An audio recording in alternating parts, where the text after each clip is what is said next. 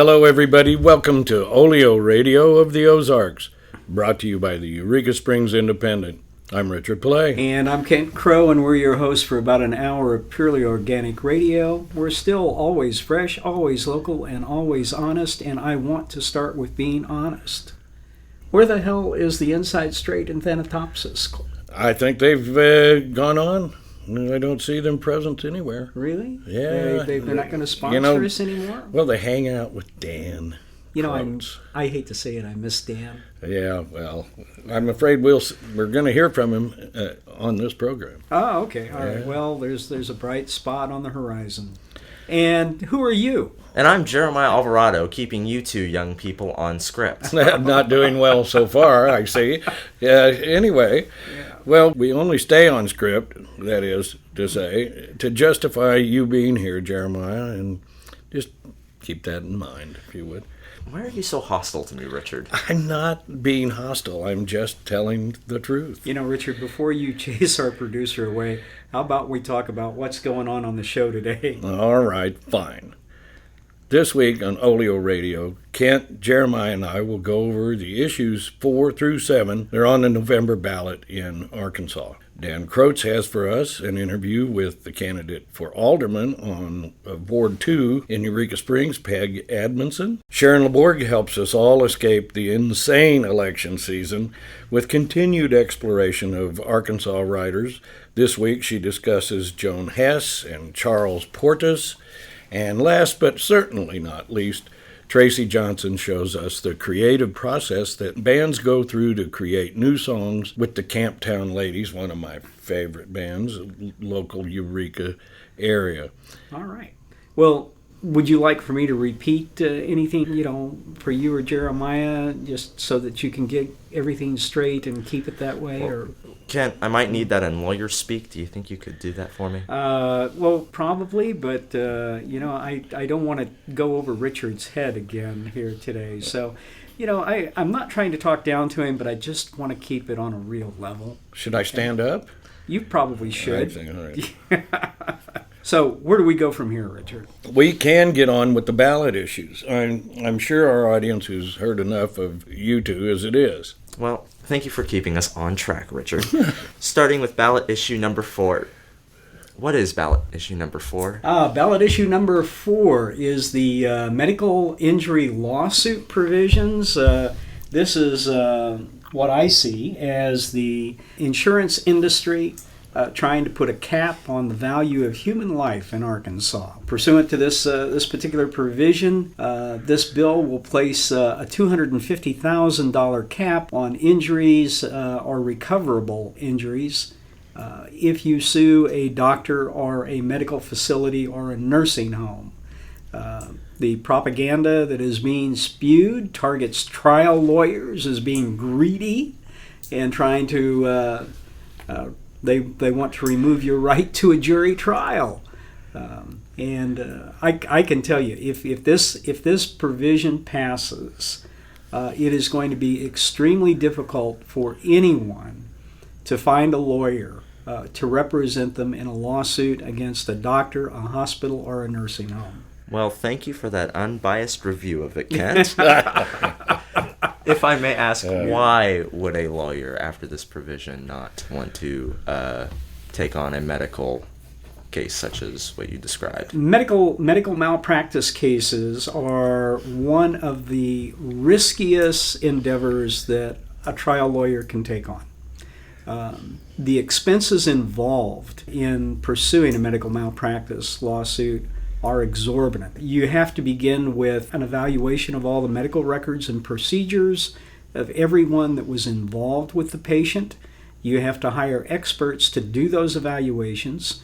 You have to determine whether or not the physician, nurse, or hospital violated the standards of care in their particular community. And by the time you get through with that, you've bought a couple of doctors' new Cadillacs. Okay? It costs that much money. So you have a lot on the line, and you have to have a very solid case.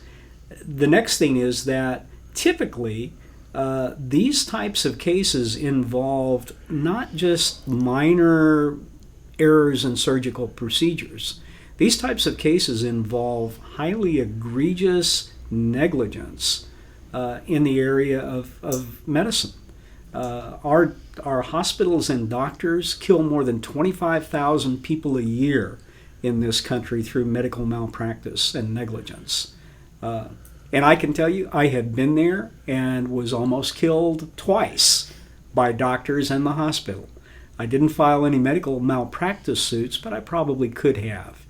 But the ultimate loss in terms of life or the patient's abilities to have a meaningful existence on the same level that they were once accustomed to is just phenomenal. If you have somebody remove the wrong arm in a medical surgical procedure, which has happened, or cut off the wrong leg in a surgical procedure, you are handicapped for life. And then you may lose the other leg, which they were supposed to take off in the first place. So they're trying to tell you that this is only worth $250,000, or if they kill you or kill a loved one, your son, your daughter, your wife, your husband, they want to put a cap on the value of that human life at $250,000.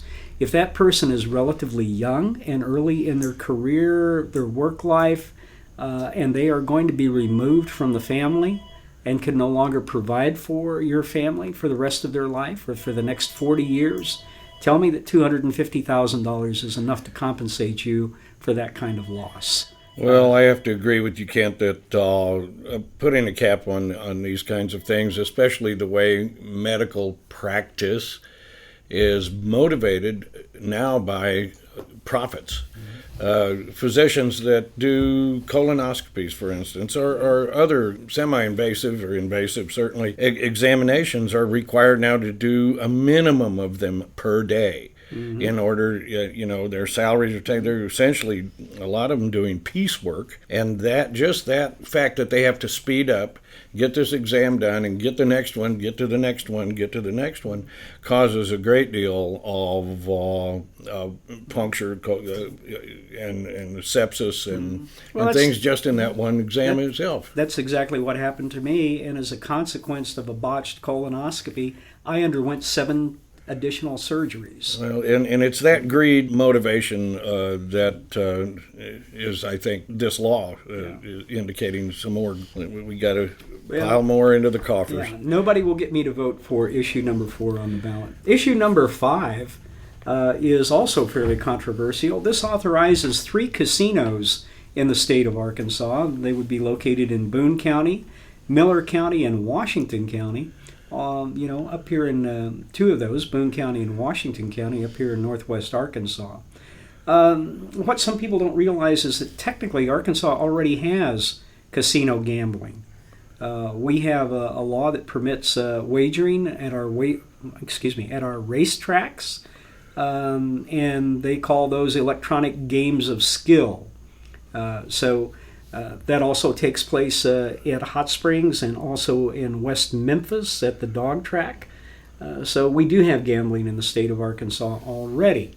One of the things about this particular measure is that it has already identified the 3 companies that would be given the franchise to operate these casinos. So it's not something that someone is going to be able to come in and say, gee, I would like to do that, and we're a good company and whatever.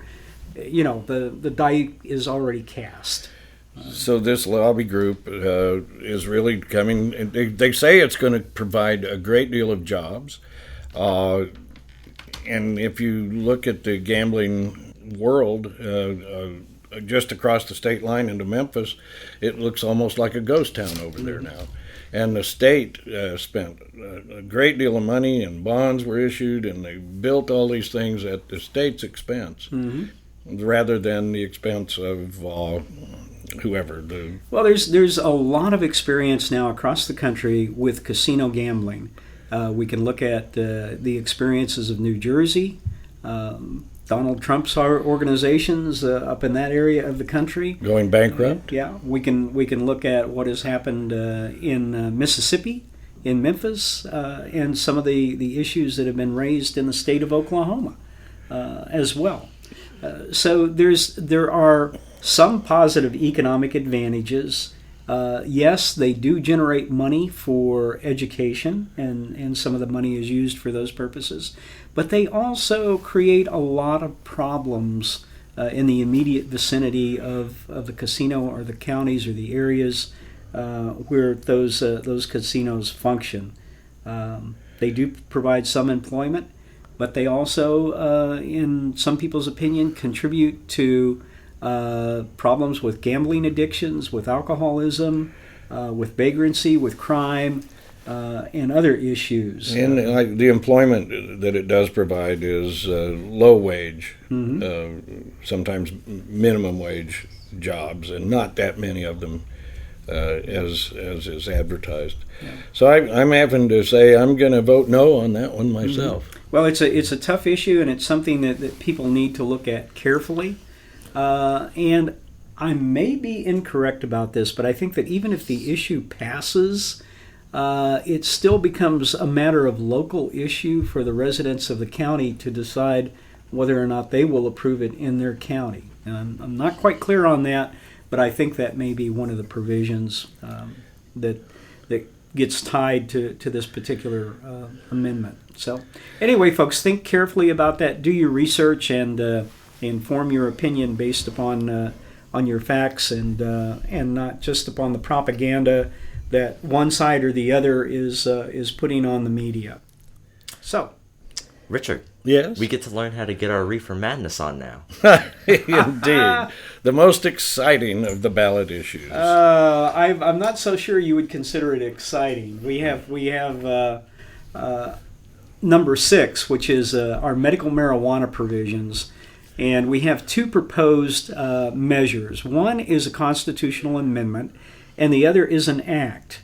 And it's important to remember that a constitutional amendment, once it's passed, can only be changed by a vote of the people.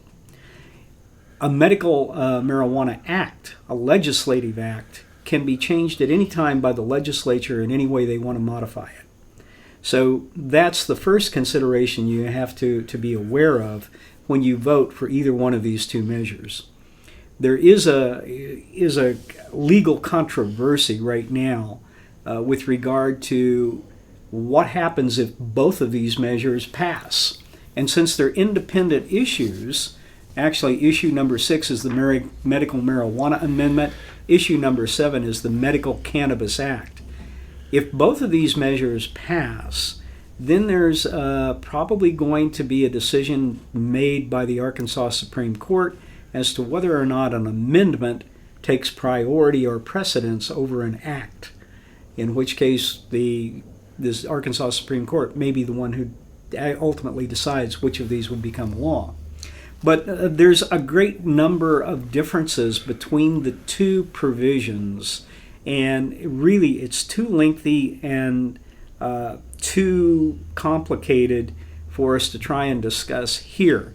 So what I would say is that if you're thinking about supporting or opposing one of these 2 amendments, you need to go online. You need to look at the provisions independently and actually read them. And just as a quick synopsis, I can say that the Medical Marijuana Amendment would legalize medical marijuana under state law by amending the Constitution to constitutionally protect the use of medical marijuana. This amendment can only be repealed by another citizen initiative, and legislators can only change the amendment with a 2/3 vote, but they can't alter sections that legalize growing, selling, distribution, and use of marijuana for medical purposes, or the number of dispensaries and cultivation facilities that would be allowed. Under the Medical Cannabis Act, we would legalize medical marijuana under state law by adopting a statute that could be changed by another citizen initiative or a 2/3 vote of the state Senate and House of Representatives. Again, there's some subtle differences between the 2 in terms of who would be permitted to grow it, what qualifies you as a patient, what physicians would have to do in order to prescribe marijuana for you. The amendment, constitutional amendment, has 17 specified qualifying patient conditions. The Medical Cannabis Act has 56 specified qualifying patient conditions. So it's pretty complicated. You have to make a decision as to whether or not this is the kind of issue you want to support in the country, and whether or not, based on your research, you believe that there are medical advantages to the prescriptive use of marijuana. I have a question of you, Kent. Are either one of these all on the ballot now because of public petition? They both are. They both are. They both are. Indeed. So they have gathered, I think the requirement was a minimum of 86,000 signatures that passed muster with the Secretary of State to get it on the ballot. Well, to read them, it is confusing, and they seem somewhat contradictory to one another on some levels. But it appears that there's a great number of the population of the state of Arkansas that agree of the abstract of medical marijuana to be available. Well, but go ahead. It'll be interesting to see. And again, folks out there, please read these opportunities we have to help govern ourselves, all of these acts and things that are on the ballot. You know, one other thing that I think is interesting is that 24 other states have already passed legislation permitting the use of medical marijuana. This seems to be a rising trend across the country. There are obviously 24 states that have found that there is medical benefits to be derived from the use of marijuana to treat certain illnesses or ailments or to alleviate pain. And I think this is probably going to be a growing trend across the country. So, well, I think it's time that we move on with this program. Well, Peg Adamson, who is candidate for alderman in Ward 2 of Eureka Springs, talks with Dan about the issues that she believes are close to the hearts and minds of Eureka's voters. The issues include better use of the city auditorium, the 1% sales tax for water system improvements, and the need for a better severe weather and health concerns notification system. Here's Dan Krotz. It is our pleasure to welcome Peg Adamson to Olio Radio. Peg Adamson is running for the City Council, Ward 2, in the city of Eureka Springs, Arkansas. And her main issues are safe water, saving the auditorium, and making sure that all residents get timely safety alerts. I'm sure there's much else that Peg Adamson can tell us. Peg, welcome to Olio Radio. Thank you so much for having me here. It's great. Peg, you're a relatively new resident of Eureka Springs. Yes. So before we begin talking about all the political stuff, please tell us how you happened to arrive in our wonderful little city and what you're doing now besides running for political office. Okay. Last year, in 2015, my dad, who'd been living here, Gary Adamson, asked for me and my partner, Imelda,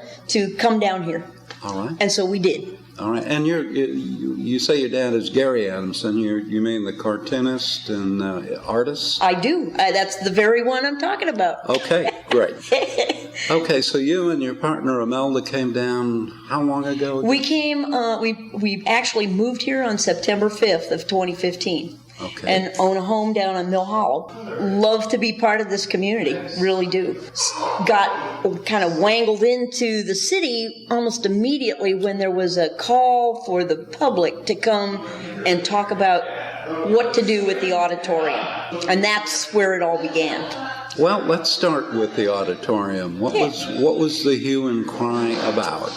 Well, it's kind of the same hue and cry, which is, what are we going to do with the auditorium? We want to make this place work, be a viable venue. The city asked, the CAPC asked for people to come. We had a tour of the whole building and found out the defects and the assets of the auditorium. It was the first time either of us had been in the auditorium, and it was like, oh, wow, this place is fabulous. We'll do anything to help. Okay. And then the whole thing just sort of died. And they started an auditorium committee to go over the issues. So your objective, if you are elected to the city council, is to put the renovation of the city auditorium kind of on the front burner? Well, a lot of renovation has been done to the Aud. There's a lot more that needs to be done to get it compliant, like ADA compliant, wheelchair ramps, auditory help for people who can't hear very well, and there's some infrastructure stuff that has to be done. But the main thing is to get it up and running where there are good acts, music, plays, dance, theater, movies, all in that auditorium and happening often. So what you're really talking about, in addition to bringing it up to standards, is to make sure that it is more effectively used? Yes, very much so. Okay. Very much so. And it's everybody calls it the heart of Eureka Springs. They call it that because it really is. And it is a building that is owned by the city, whereas City Hall is owned by Carroll County. So it's got some good stuff going on, Yes, it's a good thing. It certainly does. Another issue that you are interested in is safe water. Everybody wants safe water, everybody loves safe water, but what in the heck do you mean when you say safe water? Well, Eureka Springs has a history of poor filtration systems, aging pipes, not very good water treatment. A lot of the water is being purchased right now from the Carol Boone operation. And the big thing with this new tax, the 1% sales tax, part of that money is going to go to fixing the aging infrastructure so that your water that comes to your house doesn't be the color red and that you can drink it.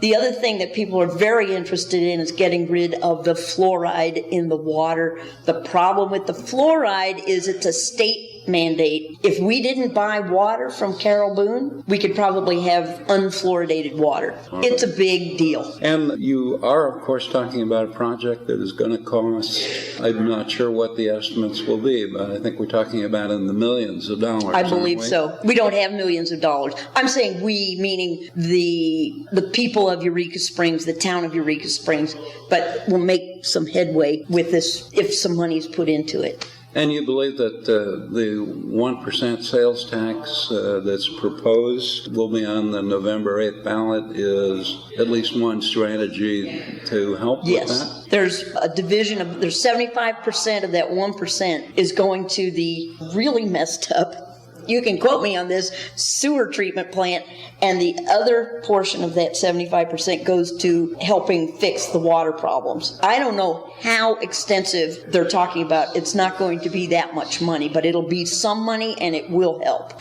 Third issue that you identify as quite important is safety alerts for all residents. Are you talking about the big whistle on a tower? Is that what you're talking about, or something different, a little more modern? Well, it's funny because we had a Facebook. I happened to look at Facebook, and it said you might want to think about boiling your water. It said from the mayor's office this one weekend, and it's like, why is this on Facebook? And all I had to do was call Public Works, which they said to call the fire department. I mean the police department. And they said, yep, you need to boil your water, okay? So that's how I found out. Not everybody's going to do that, and not everybody is looking at Facebook. So we need a system. In a big city, we have something called reverse 911. So your number is already registered with the public safety and the police and fire, and you get a phone call. Boil your water until further notice. Okay. Because we do have water main breaks. We do have issues with contaminated water, and you just have to be careful. People really get sick if the water's messed up. It's a really big issue, and there's a lot of people in Eureka who live alone, and they need to be protected, and they need to be informed. And it means a lot to me that they would get informed properly through government agencies and their neighbors, which is part of Eureka. Is there any sort of cost associated with this that you're aware of? There will be, but I don't even know what it costs. I've been doing research on small town safety alerts. It can go anywhere from a big horn on a hillside to church bells to the police going around with a bullhorn saying water, water. And I don't think it costs that much to have a phone call, an automated robocall, go out to everyone. Peg, you're running in Ward 2. Describe the geography of Ward 2. Where is that in our city? Well, right now I have the boundaries are the north side of Mill Hollow Road. Okay. We go down Mill Hollow, and if you head north, you will go down Main Street, you go up Hillside, and you go all up in the hills to the Crescent and down and around and around and around, and then you go up on part of Spring Street and some of the upper loop there, and then you come back down on Main, and then we come back down Main, and I believe on the west side of Main Street is all part of Ward 2. Peg, one of the overriding issues in Eureka Springs, and has been going on for years and years and years, is its focus on tourism. Do you have any economic development ideas that might either expand tourism or might venture out into a new sector? It is a big issue, and I've been working to find out in terms of a plan for the future, an overview of all of Eureka Springs. It's 2,000 people. Tourism is huge, but there are things that, in terms of attracting people to live here, clean industries, some kind of, a lot of internet work. A lot of people here that do work and live here are working with internet services and stuff. Problem is that there's a lot of people in the service industry, and they don't get what they need here. Their housing costs too much. They have short-term work. They're not paid very well. It's a real dilemma. And if we were to come up with an overall plan for the future, there's been many of these plans done for Eureka. The idea is to realize that the lifeblood of Eureka Springs are the people that are here right now. They have ideas. They're intelligent, they're sensitive, they know what's going on, and they would really like to see Eureka thrive. If we could together work on an idea, a plan, and implement it. The problem is there's a lot of plans. It's really time for people to be active and busy in thinking about the 21st century. The history here is cool. It's a unique place for tourists to visit. We'd like them to keep coming back and tell their friends how great this is. Tourism is not going to hold its own. We have a lot of artists in town. We have a lot of creative people who have ideas, and I'm in the process of trying to find out what all of those ideas are, because I'm limited by my own mind. Other people, these great people in this town they're just burbling with ideas. Peg, before we close out the program, tell us a little bit about you. You relocated Eureka Springs from Denver, and you have a partner named Imelda. All right. Well, start there. Start with Denver. That's a good one. Start with Denver and bring us up to date. Well, let me start first with I was born in Springfield, Missouri. Okay? And lived in Missouri, left there, went to Denver and lived there for 40 years. And then I'll fast forward to 2014. Okay. And I met Imelda. She's Australian. Oh. And I met her online. Does she have that Aussie accent? Oh, it's very thick.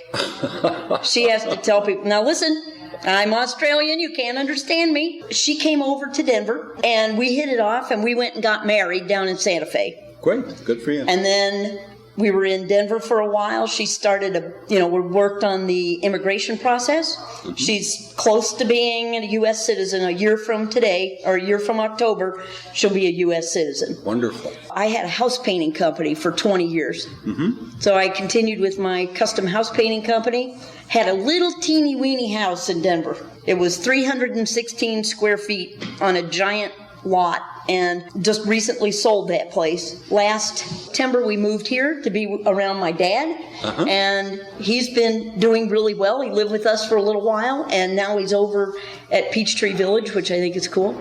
And then we've been trying to get a foothold here, and here I am running for city council, and I'm also on the cemetery commission, the Eureka Springs Cemetery Commission. Okay.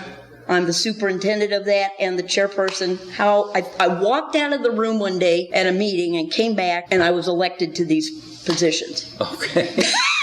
As it happens here.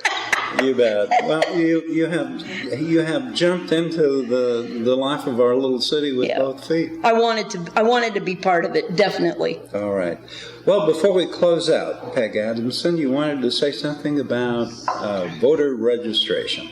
I do. Go for it. You need to register and vote.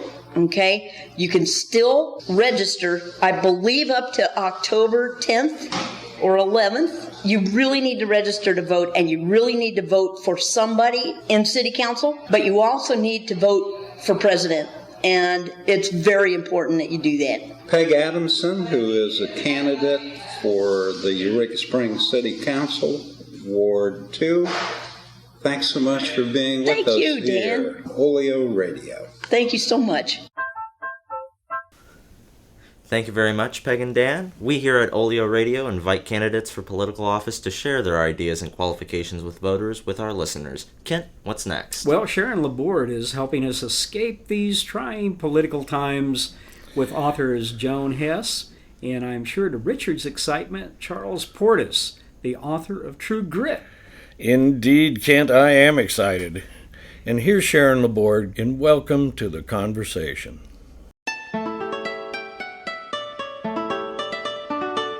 Welcome to the conversation. This is Sharon Laborde. I don't know about you, but I think more escape literature is needed if we are to survive until the November election. And again this week, I have a few more suggestions. Until I moved to Arkansas, I must admit, I wasn't aware of the number of prolific writers from the state. Just let me say that it has been an education getting to know the work of these talented people. And this week, I want to start with my favorite genre, mystery. It's no exaggeration to call Joan Hess, a fifth-generation resident of Fayetteville, one of the most well-known writers from Northwest Arkansas.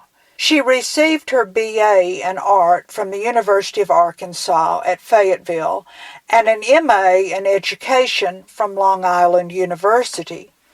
She began writing in 1984, publishing her first book, Strangled Prose, in 1986. She is a member of Sisters in Crime and a former president of the American Crime Writers League. She has written two very popular series, the Claire Mallory Mysteries and the Maggotty Mysteries. The Claire Mallory Mysteries are set in Farberville, a thinly disguised version of Fayetteville, Arkansas, with all the local landmarks renamed, but obvious to those familiar with the university campus and the surrounding area. Her other popular series, known as the Maggotty Mysteries, features Arlie Hanks as the main character, a young, sassy female police chief in the town of Maggotty, Arkansas, population 755.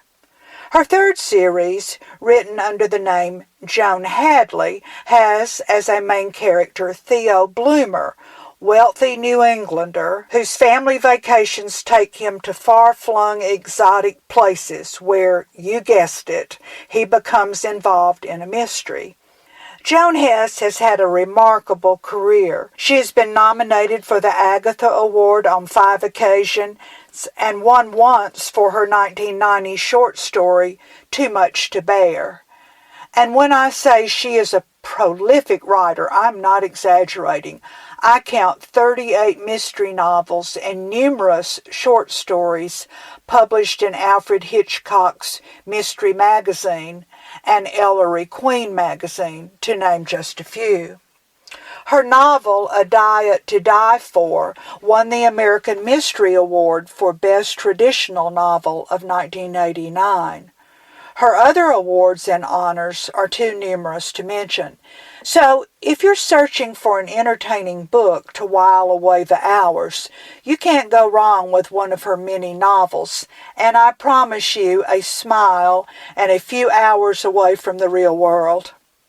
We have a large collection of Joan Hess's books at the Eureka Springs Library, and of course they are also available on Amazon and fine bookstores across the country.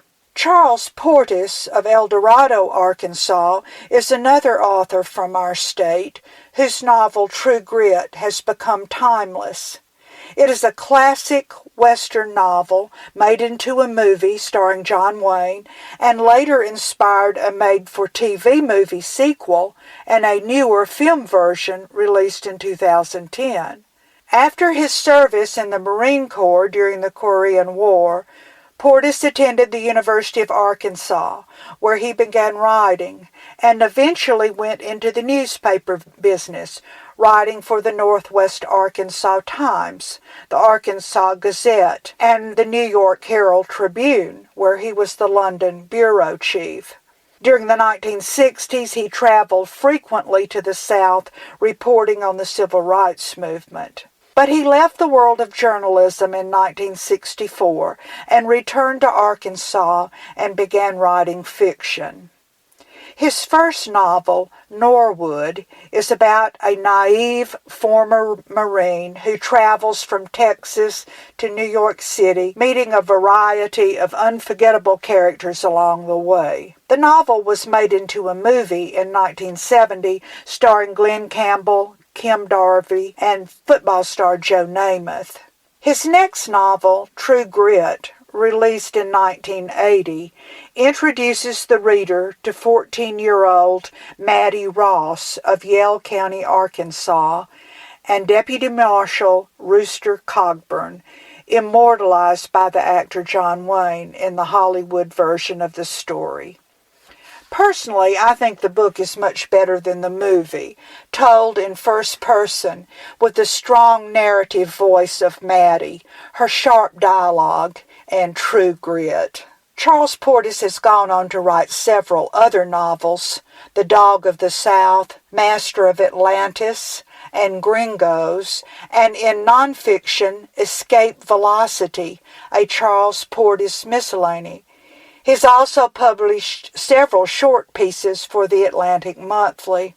Yes, the works of these two living legends of Arkansas, Joan Hess and Charles Portis, might lift your spirits and help you sail into the beautiful month of October in the Ozarks. It's hard to stay gloomy when the crisp fall air blows in the windows at night and you can snuggle down into bed under your favorite quilt for a long read. Thank you for joining me this week on Welcome to the Conversation. I'll be back soon with more glimpses into the unique place we call home and the creative spirit that flourishes here. Until next time, this is Sharon Laborde, Cultural Editor of Olio Radio. Well, thank you, Sharon, for another educational episode of Welcome to the Conversation. That truly informative as always. And Richard, did you learn anything? Well, I got reassured that Charles Portis is one of my favorite authors. All right. Next up, we have Tracy Johnson in Music is Medicine for the Soul.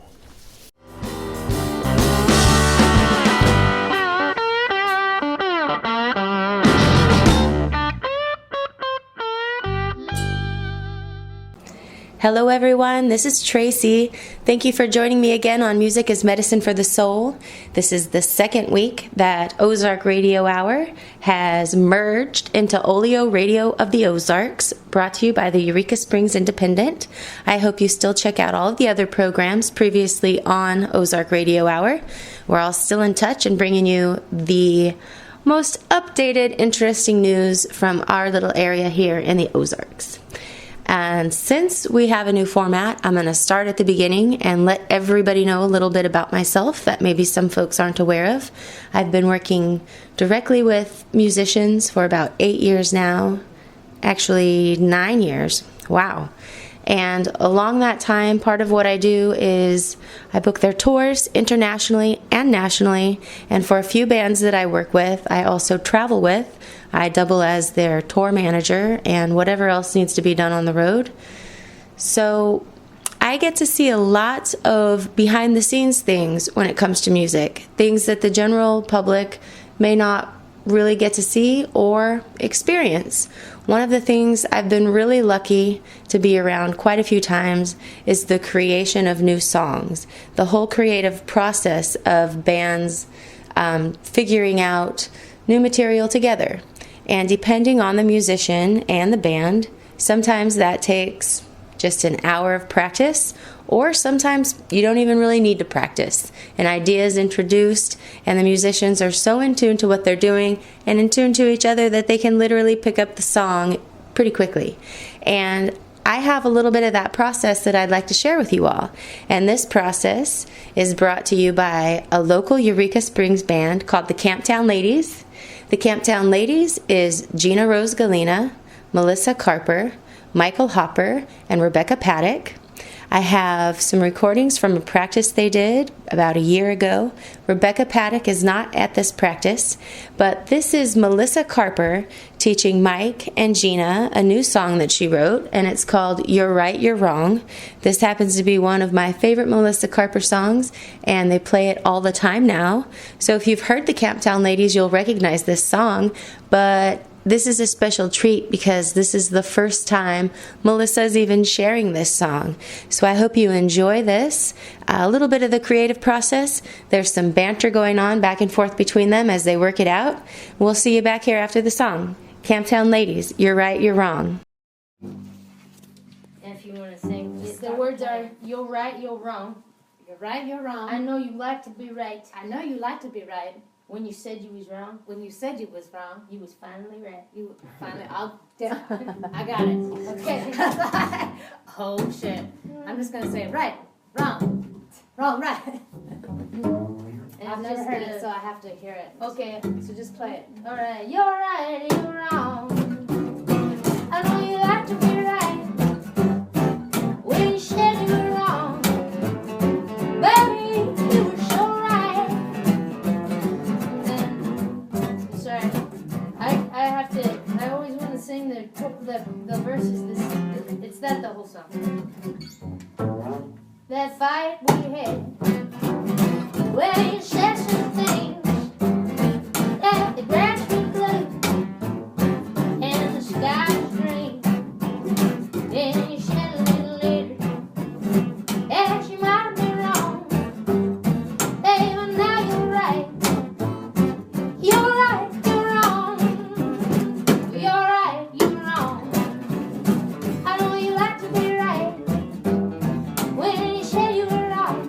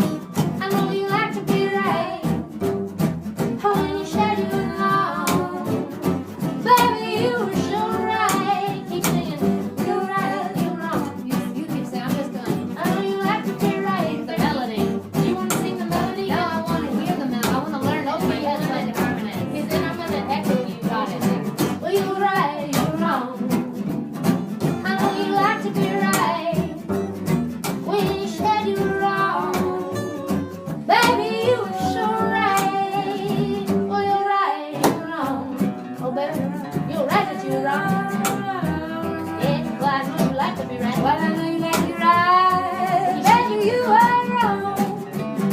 So I don't know. I write the words down for me. Anyway, at the very end, I was gonna do like you can keep singing the chorus, and then I'll do a monologue. Yes, I'm monologue. Loving that. And yes. All right, we got it. Wait. Okay, I'll write down the words. I'm not done yet. Wasn't it interesting how quickly they were able to pick up that song, and it went from an idea to a song in a matter of minutes, and we got to hear that process. I feel so lucky to be able to share those things with so many people, and I hope you enjoyed that as well. I have another song here that the Camptown Ladies are singing. This song is called God Don't Like It, I Know. This is one where Gina comes in with the vocals, and when Gina and Melissa sing together and they harmonize, it's pretty undescribable, the feeling that happens. It's a tone that resonates in the middle of your body, which is the soul of music as far as I'm concerned, when it hits you right there with like a big punch, and you can't even explain what's happening. You just know you like it, and it makes you feel good, and it kind of sends goosebumps all the way up the back of your neck and down your arms. That's what it's like to hear these ladies sing together, in my opinion, and I know a lot of other people share it. So here's a song, God Don't Like It, I Know, and I hope you enjoy it as much as I do. We'll see you here after the song.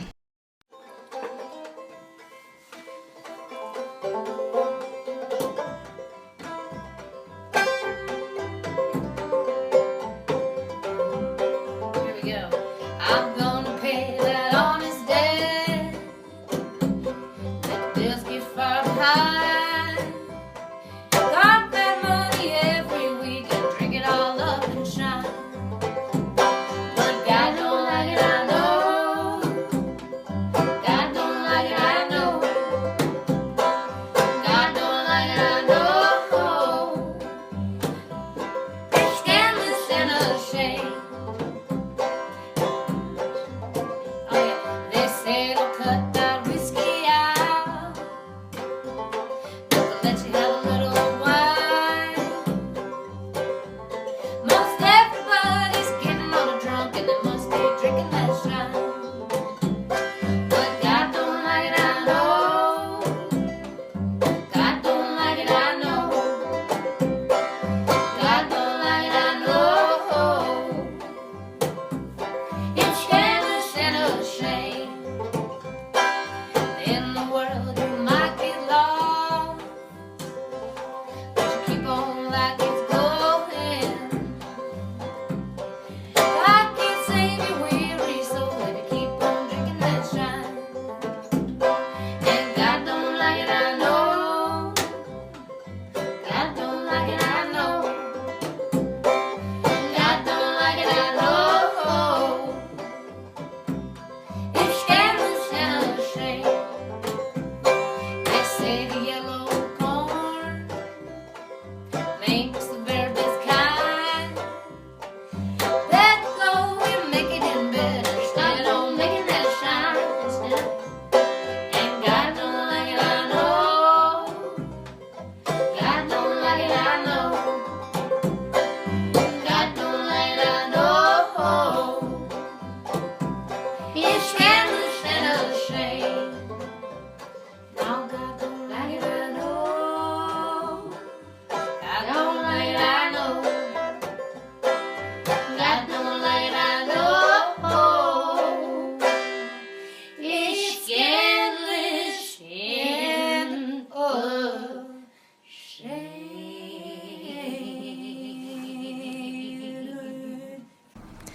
Camptown Ladies is a band that's been around Eureka Springs for 15 plus years. Melissa and Gina have been in the band from the very beginning. They are founding members and the driving creative force behind it. They've had some fiddle players and guitarists that have switched out over the years because of people coming and going. But right now they have Michael Hopper and Rebecca with them, and together it sounds, it's a nice treat when you hear them, and you're going to have a chance to hear them soon because they have a show coming up. I believe it's on October 17th, and it's at the Stone House here in downtown Eureka Springs, Arkansas. The Stone House is a charming, quaint, little stone villa-looking building. They have incredible wine and some food. They have a patio off to the left, and that's where the band is going to be playing. Here in the Ozarks, fall has set in. The temperature's cooled off just enough that you can bring a sweater or a sweatshirt and enjoy the weather. This is definitely a show I'm going to be at, and it's at the Stone House. And these bands, Melissa and Rebecca, they sit in with a couple other bands. They also play with Sad Daddy and Buffalo Gals. And then we have Mike Hopper, who tours quite a bit with Nathan Kalish and the Last Callers, and he's been gone touring for the last year. He's just recently back home, and we don't know how long we're going to be able to keep him here. So if you can, I would soak up as much Hopper as possible. He also plays with Opal Agafia and the Sweet Nothings. So if you hear any of those bands playing, you know that you're going to be in for something pretty spectacular, and it's not to be missed. And we started the segment out with the new song that they were practicing, and now we're going to hear a clip of them playing this song live for the first time in front of an audience. So here's Camptown Ladies singing You're Right, You're Wrong live in front of an audience. I hope you enjoyed getting a little glimpse into that creative process and the behind the scenes of the band. I look forward to seeing you all back here next time, because music really is medicine for the soul. Until then, happy trails and safe travels.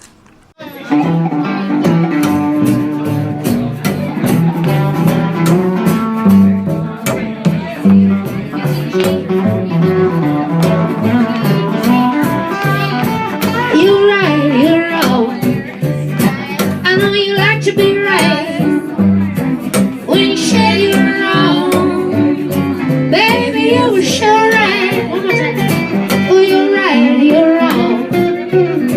I know you like to be right when you said you was wrong, baby, you were so right.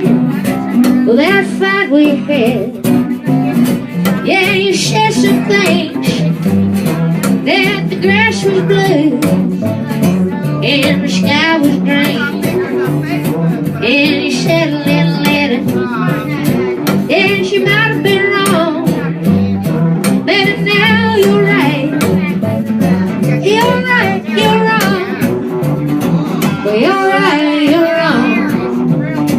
I know you like to be right when you said you was wrong, baby, you were so right.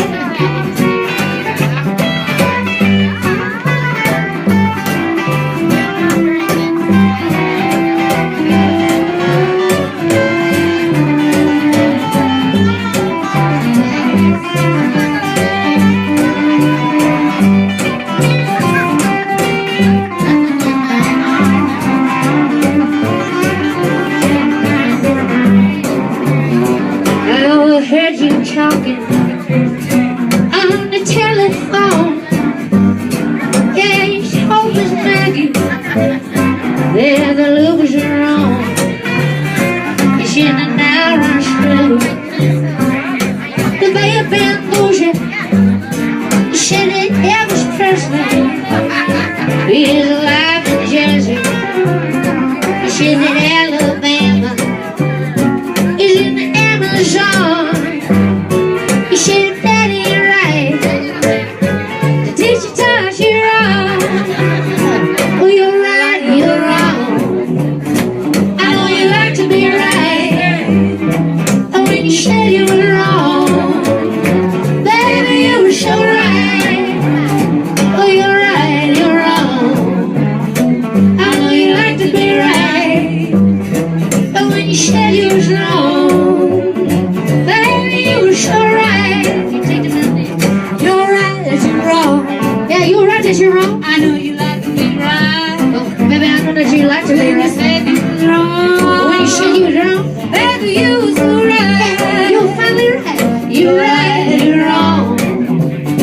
I know you like to be right. But when you said you were wrong, baby, you were so right. Yeah, when you said you was wrong, baby, you were so right.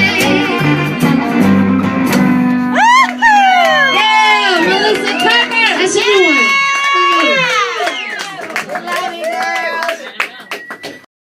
Thank you again, Tracy. Gosh, it's always enjoyable, and for Tracy to bring local bands to us and talk to us about the process of creating music is really enjoyable. I love those insights. I wish I had one musical bone in my body, but God, I didn't get that gene somehow. You play the radio. Yeah. Well, and probably that's a move in the right direction. Well, yeah, we're getting there, aren't we? Yeah. Yeah. What else is up? Well, before we go, I've got just some thoughts about the election that I'd like to share. And do you want me to leave the room? No. I part of this is definitely addressed to you. Oh, thanks. Yeah. Folks, I'd like to share a few thoughts of mine about the upcoming election. So many of the people I know and care about are at each other's throats with hate and anger over this election, when we should be together. Long after this election is over, Trump and Hillary will still be rich. Half of us will be able to say we won. The other half will have 4 years to say that's why you shouldn't have voted for whoever. Remember, we live in a different America than they do. We have to live, work, and eat with each other in our America. We don't get to hop on a private jet and fly away from our community's problems. We are what makes this country what it is, not the president. He or she will not stop crime in our neighborhoods. He won't stop people from stealing your identity. She will not stop anyone from shooting up our local nightclubs. Hillary will not come and teach your child right from wrong, but you can. Trump will not come to your home and teach her math, but you can. We, as a united people with sound morals, values, and ethics, can make this country whatever we want. Vote for whoever you want to. But remember, we are the ones that shape our communities, not them. Well, now, are we ready to go? All right, well, before we do, we have one last item to discuss. Are you sure about that, Jeremiah? I don't recall anything else in the rehearsals that we did that would indicate there's anything else to talk about here. Well, thank you for reminding me of my mistakes, Judge. Next week, Olio Radio will be moving on to our new format where each contributor will have their own separate shows. Tracy Johnson will continue Music is Medicine for the Soul, and Sharon Laborde will also continue Welcome to the Conversations, and you won't have to hear Kent and Richard and I try to play them. Let's face it, we're certainly not as interesting as them. Well, says you. I'm going to be hosting a segment that I've done before called Things Your Mother Never Told You. And I'm looking forward to doing that. And I hate to say it in front of you, but I do like that program when you did it. Oh. Things your mother didn't bother to tell you. Or that's not how it was worded. Well, things your mother never told you, okay. But there were obviously a lot of things your mother never told you. Well, you were at your best, Yeah. I think. I like that show. I'm glad you're bringing it back in. And I'm going to do some sharing with the community. There's some folks in our community that just do great things every day, and I'm going to try and get their permission to share them with our listeners. And there's so many wonderful things and random and sometimes not so random acts of kindness that happen right here in Carroll County, and hope to bring them to light and share them with folks. There's so much bad news out there. Maybe a little good news would be fun. Well, and as we were talking about a little bit earlier, Richard, I would like to try and continue some conversations with you on a regular basis, perhaps weekly, and keep doing some of the things that we've been doing over the last couple of years. Absolutely. I think it's fun, and I always learn a little bit from you. So what would we call the new show? Oh, my God. It can't be Click and Clack. Old men doing things poorly? Maybe not. Okay, well, we're going to come up for a name for the new Richard and Kent show. All right. Okay. And who knows? We may be sponsored by the Inside Straight and Thanatopsis Club. We can dig them back up. We can get them back in here. I kind of like the sponsorship and Mountain Bird Coffee. We don't want to forget Steve Gassaway up on Holiday Island and that great crew that cooks the coffee for us, and we all enjoy Mountain Bird. And I think that we may pick up another sponsor or two. When I was a kid. When was that? I'd drive by the bakery that made bread, Wonder Bread, I think it was, whatever, and the smell would be just so wonderful when you try. And when Mountain Bird is roasting their coffee, and you come around the valley, and it just smells great. You really touched on a piece of my nostalgic history. When I was a little kid, we moved to California. My mother worked at the Wonder Bread Bakery in Oakland, California. And the smell of the bakery permeated the entire neighborhood. And it was marvelous. It just made you feel good, didn't it? It did. But, I eat white bread now, and it just sticks to my mouth, and I have to spit it out. Well, Mountain Bird coffee actually tastes as good as it smells. It does. Unlike white bread. Thank you, Steve Gassaway, and we'll expect you to be sponsoring the Kent and Richard show, whatever it is. Okay? Yeah, brown nose. Jeremiah, what about you? What are you going to be doing? I will be beating my head against the metaphorical brick wall that is audio editing until further notice. I assume in the control booth, right? Yeah. That is correct. Let's make it as hard on him as we can. All right. Well, might I suggest that you use the far left wall? Dan has already softened it up for you over there through the years, and I think that you may find it much more accommodating than the hard concrete of the right. Well, thank you for your concern, Kent. I think we're done now. Well, all right. Folks, thanks for tuning in to Olio Radio of the Ozarks. Until next week, adios.